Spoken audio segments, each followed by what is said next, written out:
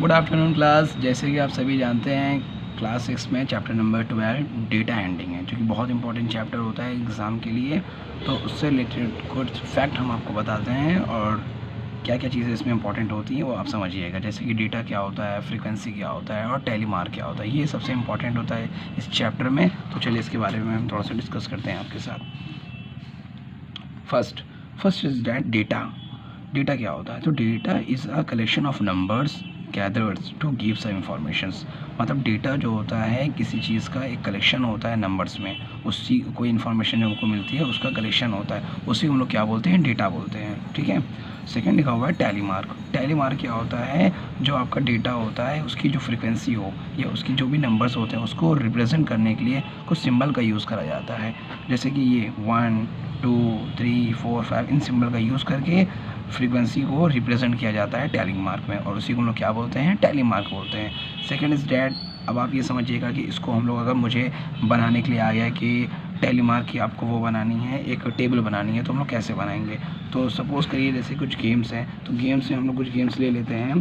First आप ध्यान से देखिएगा, पहला हम लोग ले लेते हैं फुटबॉल। क्या ले लेते हैं, फुटबॉल। सेकेंड हम लोग लेते हैं चेस। क्या ले लेते हैं, चेस। थर्ड क्या ले लिया जाता है, क्रिकेट ले लेते हैं हम लोग। एंड फोर्थ क्या ले लेते हैं, बैडमिंटन।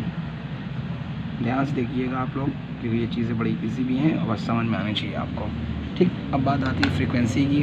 तो फ्रीक्वेंसी में ये देखा जाता है आपका कि फुटबॉल जो है वो नंबर ऑफ़ प्लेयर्स कितने हैं जो कि फ़ुटबॉल को खेलते हैं। तो प्लेयर्स में मान लेता हूँ कि नंबर ऑफ़ फुटबॉल्स को खेलने के लिए नंबर ऑफ़ जो प्लेयर्स होंगे अप्रॉक्स 7 मान लीजिए, और चेस के लिए आप 3 मान लीजिए, क्रिकेट के लिए आप 5 मान लीजिए, और बैडमिंटन के लिए आप सिंपल 2 मान लीजिए। ठीक है।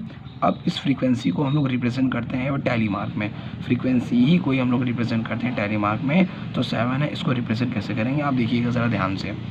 तो 1 2 3 4 5 6 7, तो ये हो गया मेरा टैली मार्क, जो कि 7 को हमने रिप्रेजेंट कर दिया है टैली मार्क में। इस तरीके से रिप्रेजेंट किया जाता है।